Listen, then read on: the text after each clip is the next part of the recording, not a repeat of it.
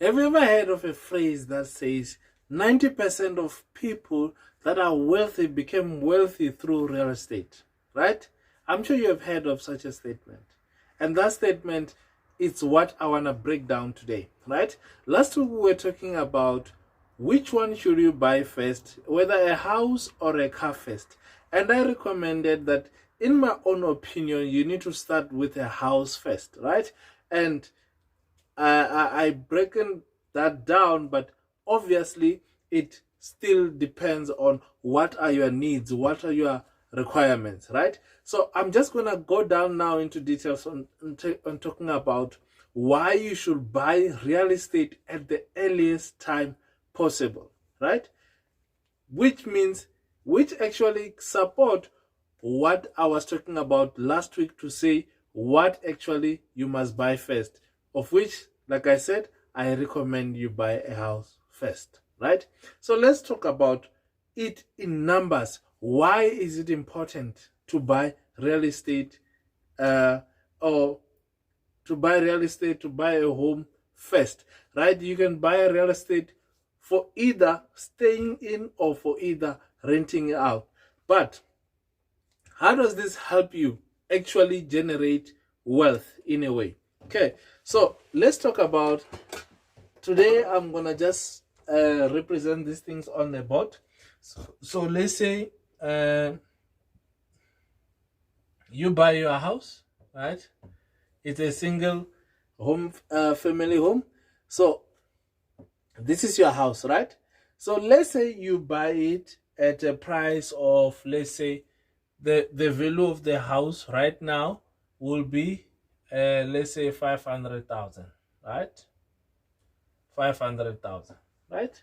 Okay, so let's say you bought this house through a bond, right? So when you buy through the bond, remember, just before the bank can give you a bond to pay, it means you need to show that you have the capacity to pay back the bank over that period of 20 years, 25 years, or 30 years, depending on the time period that you choose, right? So which means that you're gonna be paying a certain portion. Let's just say 10% of that. Then your mortgage will be, let's say, 5,000 rand, right?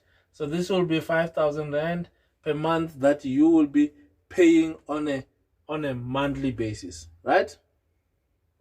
So when it's like that, what does then it means, or how does it actually help you? When I say you must buy real estate as soon as possible or at the earliest possible time, how does this actually help you, right?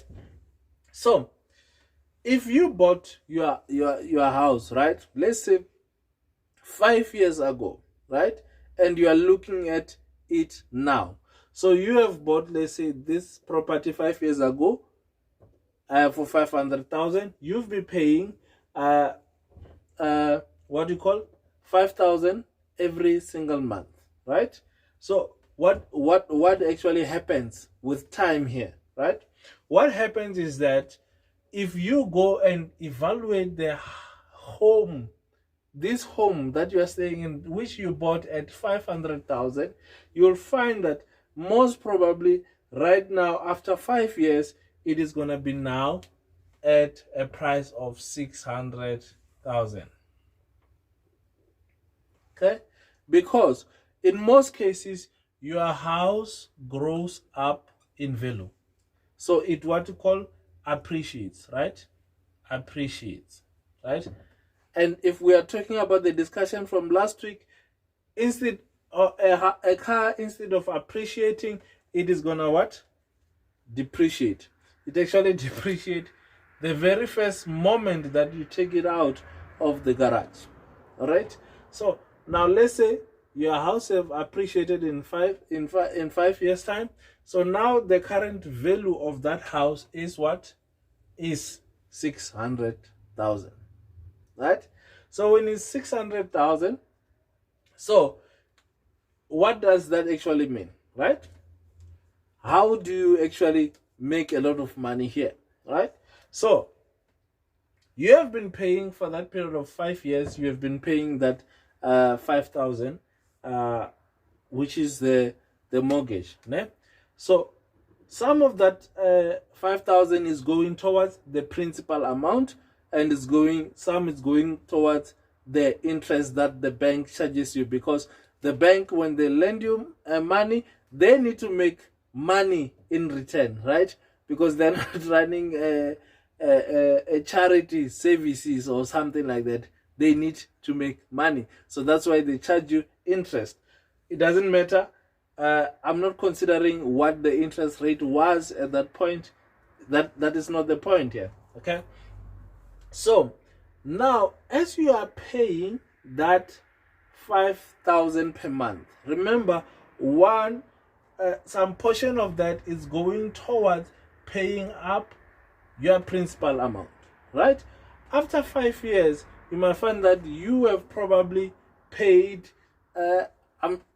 Just don't focus on the math, right?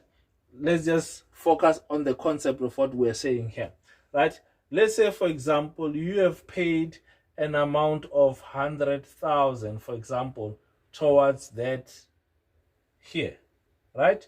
Which means that out of the 500 that you've taken from the bank, you are now owing only 400,000. This is 400,000 after 5 years, right? So now this is what we call the balance, right? So if this is then the balance, ne, plus if you compare that, right, the current value of the house, right? So it means you can sell it at 600,000, right?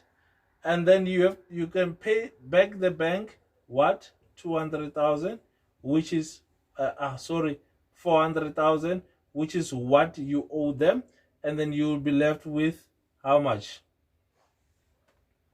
200,000. So you have just made this money, right? You have just made 200,000, right? So let me just break it down to you even much better, that if you buying real estate as early as possible, what it does for you, right? There's another thing, right, which is called buy low and then sell high, right?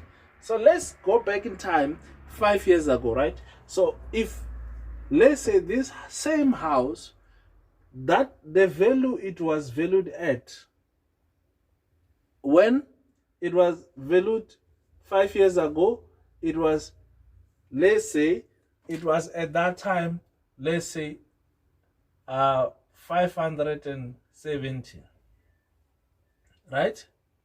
570.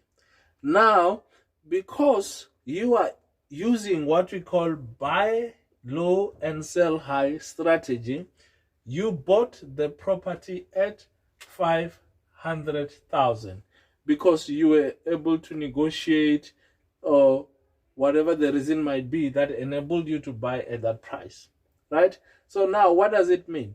It means you have bought this property with an equity of 70,000 rand, right?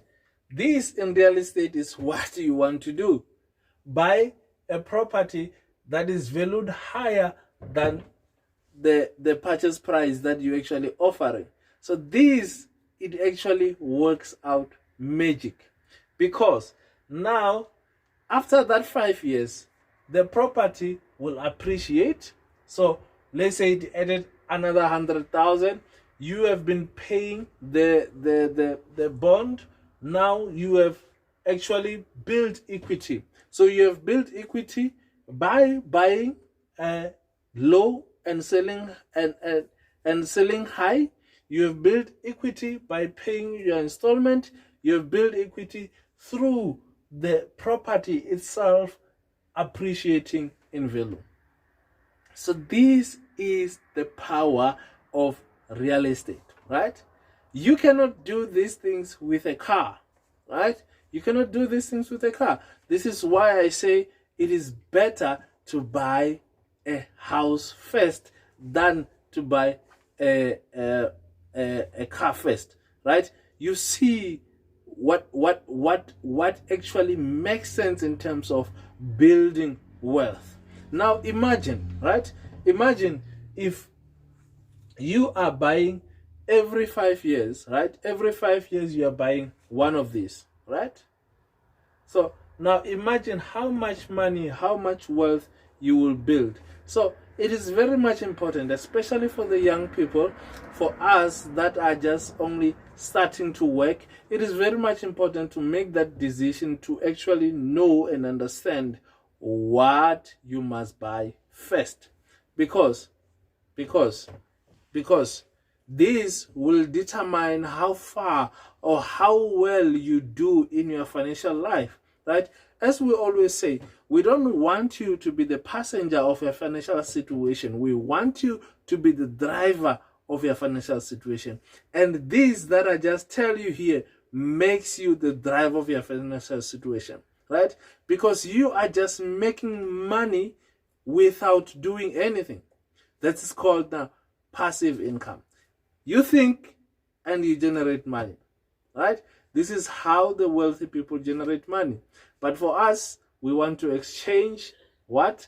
Hours and time at an employer that is employing us, right? Remember, guys, it is very much important to become the driver of your financial situation and not the passenger. If you've watched until now, share with your friends, share with your family this useful information so that they can apply and change their financial life, because I am sure most of us are living paycheck to paycheck, and this is one way to get out of that mode of living paycheck to paycheck.